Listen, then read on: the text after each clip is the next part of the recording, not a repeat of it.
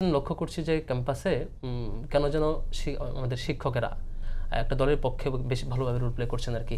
আমি শঙ্কিত এই জায়গায়।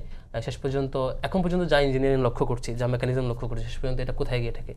যেমন হামিম তো আছে যে হচ্ছে একদম সুন্দর করে মিছিল নিয়ে স্লোগান দিয়ে তার উপরে অনেকে কনসার্ন জানিয়েছেন। একটা ফিডব্যাক তো দিবে প্রশাসন যে আমরা এটা কথা বলেছি, কিছু একটা করেছি, ফিডব্যাক আমরা পাই নাই অন্তত।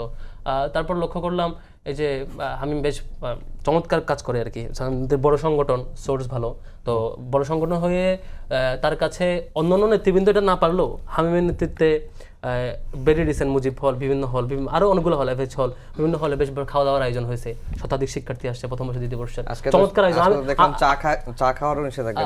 আমি না এটা ইউনিভার্সিটি প্রশাসনের ইস্যু, এটা নিয়ে আমি কথা বলছি না। আমি বলছি আমি বেশ অবাক হচ্ছিলাম যে হামিম একটা সংগঠনের প্রতিনিধিত্ব করছে, আর একই সাথে আরো তো প্রতিনিধিত্ব আছে।